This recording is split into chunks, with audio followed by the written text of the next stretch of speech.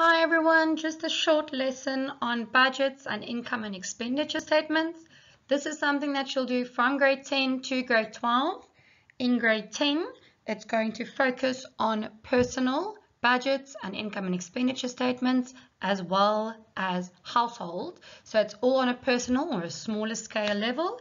In grade 11 and 12, the main concepts will remain the same. However, you will need to make sure that you can incorporate business in there, so therefore the budgets and the income expenditure statements for businesses.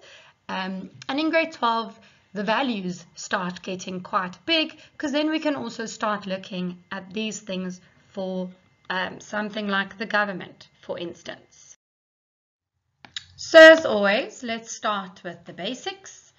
We have to make sure that we understand that there's a difference between your budget and your income and expenditure statement.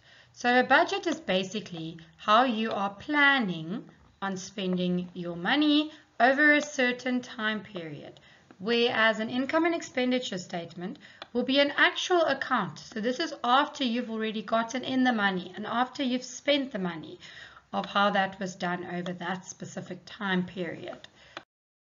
Of course, as with everything, there's some terminology. So in terms of our income, the terminology we need to look at is the money that we are going to receive. This is very important to note, that we get different types of income. They are fixed, variable, and occasional. Fixed income would be things like your salary, which is normally paid in monthly, or your wages, which will be earned weekly, and then the amount stays the same. When we start looking at our variable incomes, the amount can change. So that's something like commission, which will depend on how many of a specific product you actually sold. And if we look at a variable income, it's very important to remember that this can still occur every month. The amount that you get is just different. And then lastly, occasional income is something that is not received monthly or even regularly per se. And that's something like inheriting money from someone who passes away, or getting money on your birthday, which only happens once a year, as you know. If we look at expenses, the same can be said for expenses. It's any money that will be paid or that you will spend during that specific time period. The types of expenses are exactly the same: fixed, variable, and occasional. Amount stays the same, amount changes.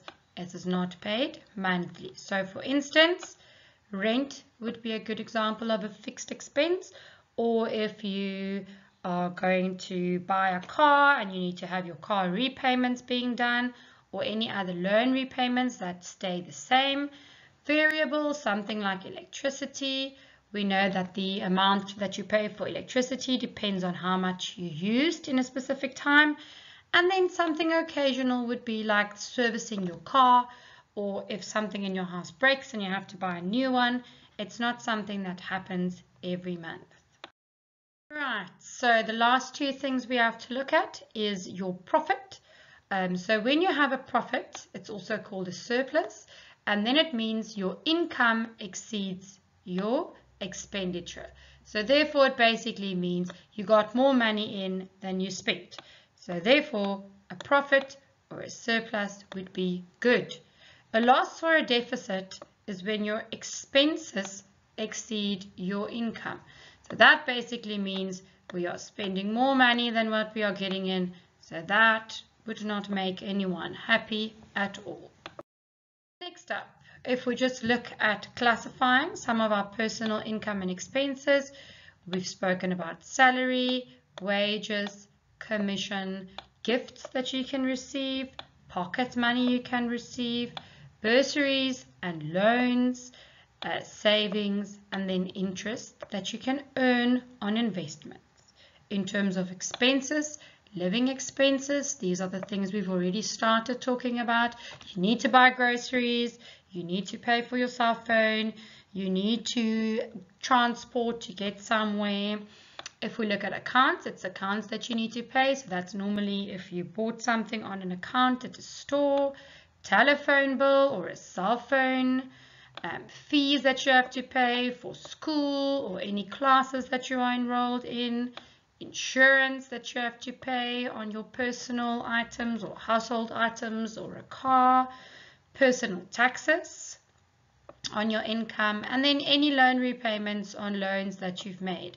Remember, you can get an income from a loan, but then you have to eventually repay that loan.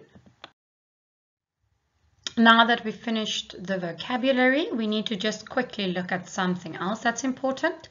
When you get a budget or a income and expenditure statement, it's very important to look at the time frame that was used. It can normally be weekly, monthly, or annually for a year, but it can also be for different time frames.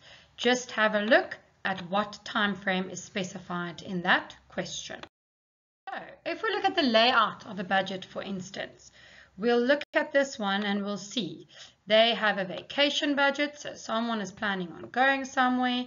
Here they have the estimated amount, so the budgeted amount, and then here they have space for the actual amount. If we look at the second example, that's here on the right, you will see here is your income, and then here is the heading for expenses. When we start looking at this, it gives you the source of the income as well as the amount. Here it gives you the description of your expenses and then also the amounts. So here you can see what is very important is what we already spoke about. They take the total income and the total expenses, and then they determine the remaining income. If there is therefore remaining income, it means that this person will have a surplus of money. Okay. If we look at income and expenditure statements, here's again two different examples that we can look at. The first one shows you receipts. If you get a receipt, you know that you are receiving money. Here they give you all the different things where they got money from, and here are all the amounts of money that they got. For payments, here they have all the different things that money was spent on and also the amounts. So what we can see here is they totaled these amounts and they actually got the exact same amount on either side, which means that this person is not making any money, but they're not losing any money either. If we look at this one just quickly, we'll see here, here's the income. It's in dollars, but it's the same concept. And here are all of the expenses. And if you look here, here's the total of the income, and here's the total of your expenses. And if you subtract these two from each other, you will get, in this case, the net profit, which means that this company had more money that came in than money that was spent. The last thing I want you to just quickly look at is if we look here, it says period ending 31st December 2010. So there's something about the time frame in there for you. Remember, you will need to be able to calculate your surplus or deficit, and you also need to remember that you need to be able to work out your total income and expenses by adding all of the income together, by adding all of the expenses together. And then surplus or deficit we will do by taking the income minus the expenses for that time period. Started.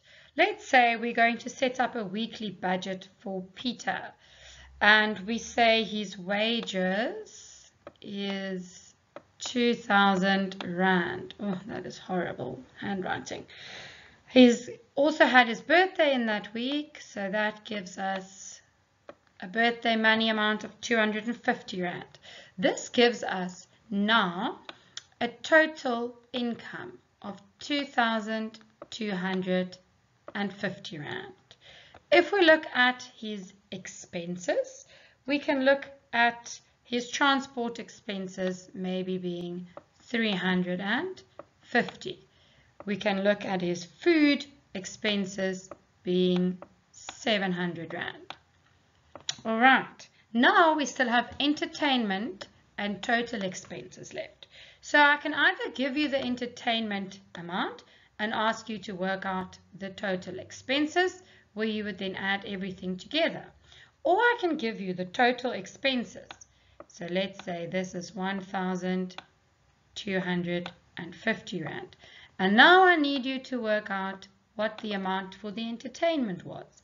So then we take this and subtract and subtract. So that should give you, if you work it out, an amount of entertainment which would be 200 Rand.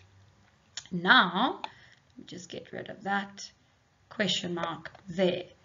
So what we have now is that. So the last thing we need to be able to work out, we said, is if this person has a surplus or a deficit.